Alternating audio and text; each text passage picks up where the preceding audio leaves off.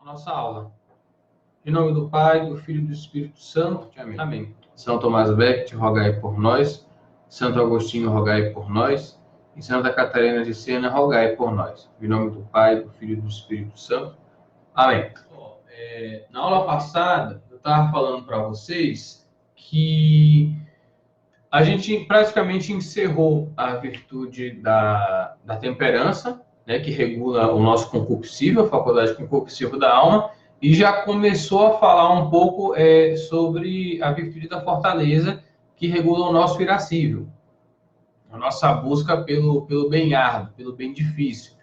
E a gente viu que, enquanto a temperança ela diz respeito aos nossos prazeres, né, o desejo de gozar de uma vida confortável, o irascível ele tem a ver fundamentalmente com a gente se proteger de ameaças à nossa vida. Então, o irascível é aquela força, é aquela faculdade que Deus colocou na minha alma para que eu seja capaz de me proteger dos perigos da vida, para que eu seja capaz de me manter. Então, são movimentos que se completam, mas que vão como que em direções opostas. O concupiscível, ele deseja a obtenção do conforto, daquilo que é, digamos assim, supérfluo, embora a gente saiba que comida e sexo não sejam coisas supérfluas, porque são necessárias à continuidade do indivíduo e da espécie. Mas são aqueles bens nos quais o perigo que a gente corre é de confundir o bem com o prazer que ele proporciona. E aí trocar uma coisa pela outra.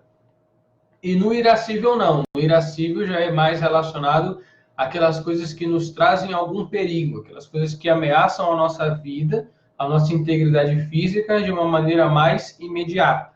Seria mais ou menos essa explicação para a gente poder continuar.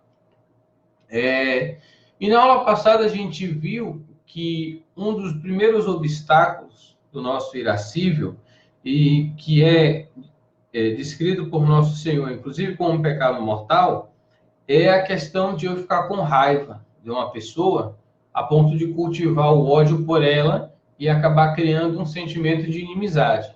Então a gente viu na aula passada sobre o perigo que é isso daí, e como o nosso Senhor colocou isso muito próximo, junto com a castidade, nesse tipo de raciocínio. Então, a gente não pode viver esse tipo de situação sob pena de a gente incorrer, de fato, em pecado mortal.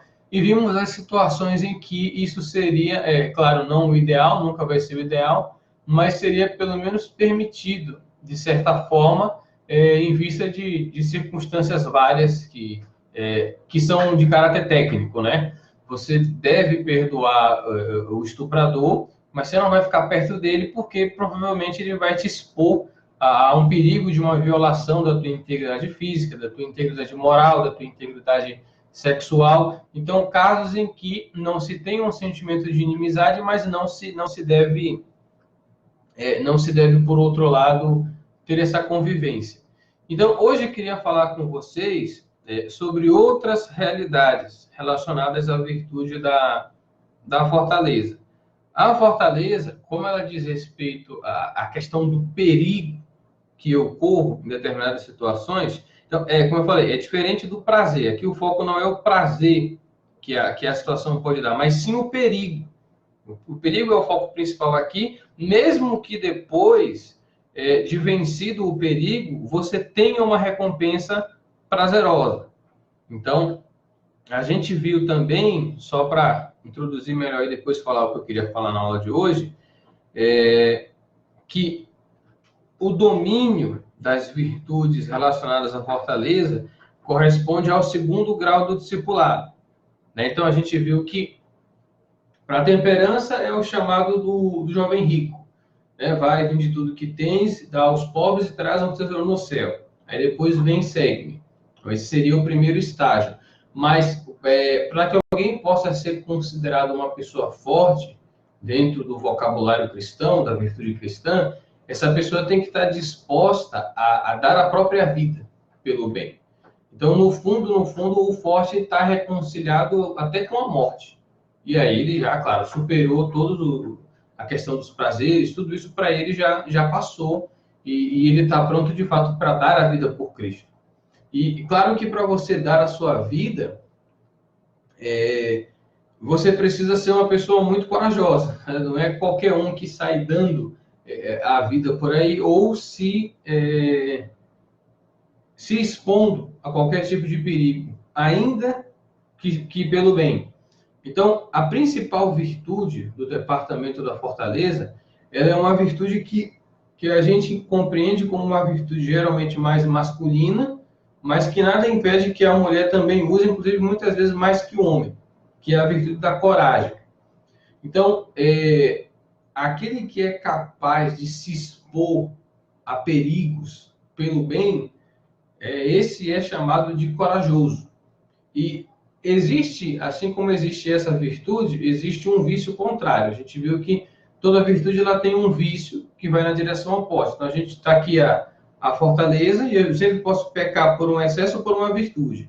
Então, com relação à coragem ela está aqui no meio, né, nesse ponto de equilíbrio, e eu posso ofender essa virtude de duas maneiras. Pelo excesso, que é o que a gente chama de audácia.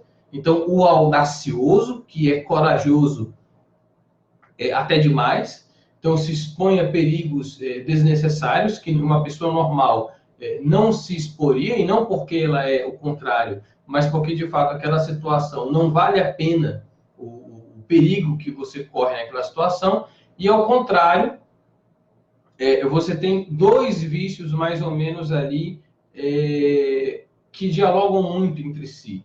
E que, na verdade, um é só uma aplicação numa situação específica do outro, que são os covardes, ou ainda conhecidos como os tímidos. Então, a timidez e a covardia, elas estão aqui, nesses vícios que se opõem à virtude da coragem. Então, vamos falar primeiro do que vem a ser a verdadeira coragem. Veja, quando a gente está falando, é claro que o comportamento que vai ser virtuoso não é qualquer um. O comportamento virtuoso vai ser sempre aquele que me aproxima do Cristo. O ser humano foi criado à imagem e semelhança de Deus, então ele precisa ir para lá. Então, isso também vai ser uma coisa que a gente vai ver que está relacionada à virtude da prudência, mas que a gente vai deixar numa caixinha e depois a gente vê com mais calma. Então, quando a gente fala das várias espécies de coragem, primeiro é preciso saber diferenciar onde que existe a verdadeira coragem e onde que ela é apenas aparente. Então, por exemplo, uma das coragens que muito frequentemente é vendida como se fosse coragem, mas que muitas vezes não é aquilo que a gente chama de coragem militar. Então, quando você vê um militar envolvido em alguma operação tática, parece que ele é muito corajoso, mas às vezes nem sempre. Porque para uma pessoa que está olhando de fora, pode parecer que ele está se expondo a um grande perigo, mas por causa da experiência que ele tem naquela situação, ele sabe que na verdade não é uma situação taticamente perigosa. Então, a coragem, ela não diz respeito só a você estar numa situação que seria entendida como perigosa, mas ela surge quando você, de fato, está correndo algum perigo. Então, quando você vai na África caçar um leão, você e mais 5 caçadores, todo mundo armado até os dentes, para caçar um único leão. Dificilmente uma pessoa dessas é, de fato, corajosa. Se está num ambiente aberto aqui, que o leão venha correndo, você acertou ele e está tudo bem. Então, mesmo pessoas que não exercitam a verdadeira coragem, acabam conseguindo passar por pessoas corajosas, como se fossem pessoas corajosas, porque de fato não estão numa situação de real perigo. Mas existem situações que a gente passa na nossa vida, propriamente na nossa vida madura, e que se você não tiver coragem, você não consegue enfrentar. Então, um grande exemplo uma situação que a gente precisa ser corajoso, e que é uma situação muito feminina, é o parto. Então, veja que todo parto, lembra que a gente falava na aula passada, né? O parto, a coragem, a fortaleza tem a ver com ameaças físicas, ameaças à minha integridade física e às vezes até à minha vida, que não obstante eu suporto. por amor de um bem maior. Então, o grande exemplo onde isso acontece de maneira cotidiana nas nossas vidas é o parto. Então, toda mulher, ela tem que ser essencialmente corajosa, porque a maioria das ações que razoavelmente se esperam de uma mulher, tanto pela natureza dela e especialmente na moral cristã do casamento, espera-se que a mulher naturalmente seja corajosa. Tanto porque ela vai passar, se ela se casar, pela experiência do ato conjugal, que geralmente para a mulher não é uma experiência fácil, é uma experiência difícil, que tem a ver com dor, rompimento do ímen, sangramento. Então, isso é uma coisa complicada. E atinge o seu auge quando ela está para dar à luz. A gente sabe que o parto é, de fato, uma ocasião de vida e morte para a mulher. É totalmente possível e de vez em quando, não de vez em quando, é menos que de vez em quando, mas às vezes acontece que a mulher, ao dar à luz, não sobreviva. Então, toda mulher, vejam que não é uma coisa assim extraordinária, né, reservada para os grandes santos, etc. e tal. Não, toda pessoa, no caso, estou dando o exemplo da mulher, que é um exemplo bem cotidiano que vocês vão ter vai ser fácil vocês identificarem a necessidade da coragem no dia a dia da gente. Toda mulher, ela está submetida, pelo simples fato de que ela pode engravidar e que ela pode gerar uma vida, a um risco de morte ao trazer essa pessoa ao mundo. Então, se essa mulher ela não tem a capacidade de ir em frente, mesmo com o perigo da morte, pelo bem maior de trazer uma vida ao mundo, ela não vai conseguir. Entende? Não vai querer abraçar a maternidade, ela não vai querer se casar, ou ela não vai querer ter relações sexuais, ou querendo ter relações sexuais, ela não vai querer o fruto natural da relação sexual, que é o filho. E aí vem anticoncepcionais, e nos casos mais extremos, até o aborto. Porque ela não quer, a partir desse exemplo que eu coloquei aqui da maternidade, acho que vocês conseguem perceber que a coragem, a fortaleza, ela é a virtude do apostolado. Então, quem não tem coragem, não consegue. Quem não tem coragem não consegue ser apóstolo de verdade, não consegue ser cristão de verdade. Porque nosso Senhor, nos evangelhos, fala várias vezes que todos os odiarão por causa de mim. Então, é claro que quando a gente odeia uma pessoa, se a gente é cristão, a gente sabe que a gente não pode cultivar isso, mas se a gente não tem Deus no coração, a gente não tem o porquê se segurar para armar ciladas para essa pessoa e, inclusive, fazer o mal físico a ela, se a gente achar que isso é necessário. Então, todo o apostolado cristão, ele implica a disposição em sofrer fisicamente e, nos casos extremos, se preciso for, dar a vida por Cristo. Então, um outro exemplo, onde a gente precisava de muitas pessoas extremamente corajosas, foi quando tiveram que ser mandados os primeiros missionários na era apostólica. Então, depois do Pentecostes, os apóstolos foram para Jerusalém pregar o nome do Senhor. E aí os fariseus, o Sinédrio, chamou eles lá e falou: nós não tínhamos proibido vocês de falar no nome de Jesus, mas vocês estão falando deles aí, etc e tal. E aí o pessoal fala que não tem como parar de falar do Cristo, porque tem que obedecer Deus e não obedecer os homens, e aí eles são açoitados. Ou seja, ali a integridade física deles foi atacada. Então, você ser açoitado, você ser chicoteado, você ser ferido, você ser encarcerado, são coisas que metem medo na gente. Ninguém quer se machucar, ninguém quer perder a sua liberdade, ninguém quer ter a sua carne rasgada, ninguém quer ter, enfim, todas as coisas que acontecem. Mas, para a gente ser um bom cristão, isso tem que acontecer. Porque se a gente quiser exercer um apostolado genuíno, mais cedo ou mais tarde a gente vai incomodar. E aí as pessoas quererão fazer o mal a nós de alguma maneira. E se você não é corajoso, você recua diante desse mal. Você não consegue ir até onde o Cristo eventualmente te exigirá. Então, claro, Deus ele não vai nos forçar além daquilo que a gente pode. Mas aqueles que vão progredindo na vida das virtudes, vai começando a ser exigido deles cada vez mais E uma hora é bem possível que eles tenham que começar a derramar sangue mesmo por Cristo. E aí o que é legal nos Atos dos Apóstolos é porque você vê que essas pessoas, esses apóstolos, quando foram açoitados, eles não ficaram tristes, nem abatidos. Pelo contrário, eles saíram de lá felizes, porque foram considerados dignos de sofrer pelo nome do Senhor. Então veja que quando eu chego no estágio da fortaleza, até os meus sentimentos mudam diante daquilo que me acontece. Veja que no exemplo do jovem rico, quando Jesus faz a proposta para ele de ele se desapegar dos bens, ele está tão ainda no início daquelas coisas, e olha que ele já obedecia os mandamentos. Então veja que não é só uma questão de jogar dentro das regras. Não, o jovem rico já fazia isso. Né? Ele não roubava, não matava, etc. Mas ele era apegado aos bens materiais. E por isso ele saiu triste.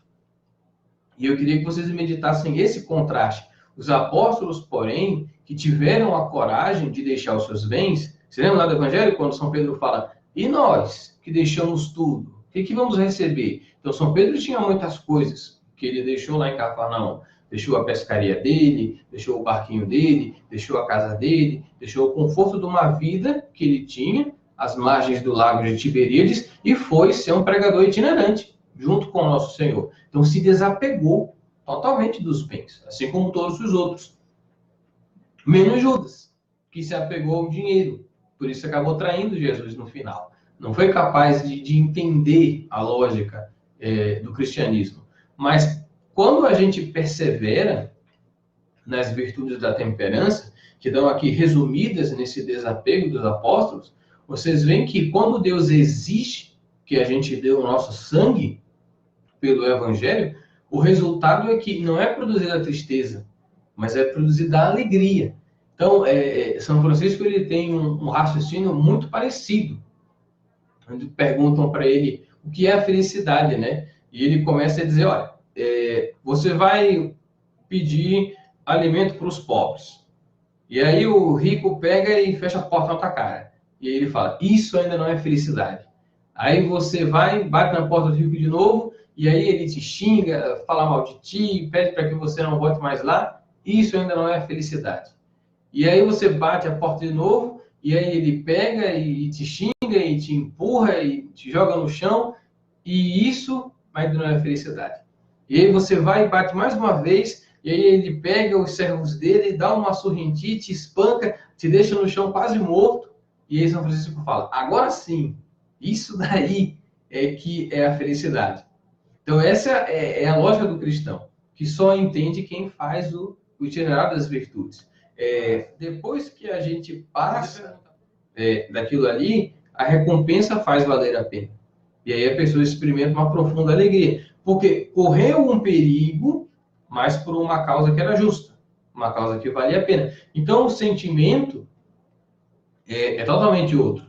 Então, vários exemplos na história a gente poderia dar, só para a gente contextualizar. Quando os missionários vieram aqui para as Américas evangelizar, você corria vários perigos. Perigo do barco naufragar, perigo dos índios te comerem, perigo dos próprios portugueses ou dos próprios espanhóis ficarem com raiva da tua pregação e atrapalharem a tua vida ou darem um sumiço em ti. Então, sempre a vida cristã madura, que eu digo assim, a vida cristã do apostolado, o apostolado da maternidade, o apostolado da missão, o apostolado do sacerdócio, qualquer apostolado, é difícil, é perigoso.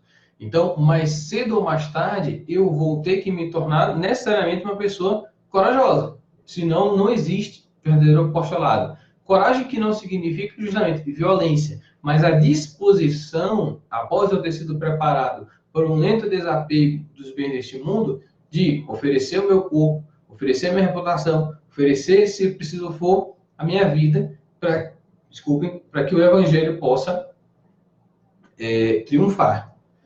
Mas isso daí são coisas muito elevadas, porque antes da gente chegar lá, a coragem ela vai ser exigida para que a gente abra mão de um outro bem, que diz respeito à nossa integridade, só que não é a nossa integridade física, mas a nossa integridade, digamos assim, social. Então, uma das primeiras coisas que a gente tem que forçar para a gente poder se tornar uma pessoa corajosa é não ter medo de manchar a nossa reputação, de não ser lesionado. Tem que ser corajoso. O homem tem que ser corajoso porque era responsabilidade dele, homem, ir até a mulher e fazer a corte. E ali correu um perigo tremendo, o perigo de ser rejeitado. Então, hoje é um pouco difícil a gente perceber isso porque os papéis não estão bem divididos, como eram numa sociedade de matriz cristã, e aí a mulher bota para cima do cara mesmo e ela é rejeitada também, e aí a gente não entende bem. Mas era muito claro, se postergava essa demonstração de coragem da mulher, justamente por ela ser mais eloquente, porque ela tinha que ser acompanhada por um homem que mostrava a sua fortaleza, pelo menos os seus primórdios, de uma outra maneira, que era se aproximando dessa mulher, se tornando vulnerável diante dos seus critérios de julgamento e ali fazendo uma corte, ali fazendo uma proposta. Olá, eu sou o fulano, estou interessado em te conhecer. Tudo bem? E aí ela podia dizer sim, ou ela podia dizer não. E aí o não para o homem era onde ele precisava ser corajoso, porque ele poderia então ser aceito, e aí muito bem, mas ao mesmo tempo ele poderia ser rejeitado. E você ser rejeitado pelo objeto do seu desejo, no caso do homem, é uma coisa extremamente difícil. Então ele precisava ser corajoso para calcular: existe o perigo de eu ser rejeitado, e assim ser ferido na minha reputação, assim ser ferido na imagem que eu criei de mim mesmo, que ainda não sou eu físico, mas sou eu, o meu patrimônio material, a imagem que eu tenho de mim mesmo. E eu preciso colocar essa imagem sob o julgamento de uma terceira pessoa para que ela diga se eu sou digno ou não de estar na companhia dela. Então esse era o primeiro momento onde o homem era chamado a demonstrar a sua coragem de uma maneira mais madura. Mas em todas as situações da vida, a gente percebe que sem coragem a gente não faz nada. Sem coragem você não se declara para quem você gosta, porque você vai ficar com medo de ser rejeitado. E isso é muita timidez. Sem coragem, você não fala a verdade. Então, sempre o inverso. A coragem é uma virtude essencialmente ativa, de fazer o que tem que ser feito, ainda que eu possa me arriscar, ainda que eu possa ser prejudicado, ainda que eu possa ser machucado, porque o bem é maior. E, ao contrário, a virtude da timidez, ela é um defeito. Timidez não é virtude, timidez é um defeito oposto. Você não se mostra. Você não se coloca em uma situação onde você possa ser ferido, onde você possa ser rejeitado, onde você possa ser magoado, onde você possa ser ridicularizado. E todas essas coisas são uma proteção, muitas vezes, ilícita do meu patrimônio material, da minha própria reputação. É o comportamento que não usa da força que Deus me deu, mas, ao contrário, ele se apaga. Ele se anula de maneira ilícita e assim não permite que os seus dons, que a força de Deus nele, haja. Então, uma das maneiras como você consegue perceber a coragem em ação na sociedade é através da virtude do empreendedorismo, que nosso Senhor descreve no Evangelho. Então, um recebeu 7 talentos, outro recebeu 5, outro recebeu 1. Né? Ou 5, 3 e 1, depende do Evangelho que você lê. E aí coloca aqui, aquele que tinha recebido 5 ou 7 e aquele que tinha recebido 3 ou 5, eles trabalharam com aquilo que Deus deu, foram na praça, foram na cidade e multiplicaram os dons do patrão. Mas aquele que tinha recebido somente 1, o que aconteceu? Ele ficou com medo, se retraiu, se acovardou, pegou aquilo que Deus tinha dado para ele e enterrou. Existem medos bons, existem medos ruins. O medo bom, por exemplo, é o medo do inferno. Deus quer que eu tenha medo do inferno porque, inclusive, esse é um medo que pode me salvar. Mas existem medos que são ilícitos. Eu não devo jamais ter medo de fazer alguma coisa. Eu não devo jamais ter medo de fazer o bem. O critério que vai decidir é esse. Se eu reflito sobre alguma situação onde eu devo fazer o bem, e existe esperança que esse bem seja frutuoso, e eu não faço porque eu quero me preservar, então esse medo é ilícito. Não posso ter esse medo.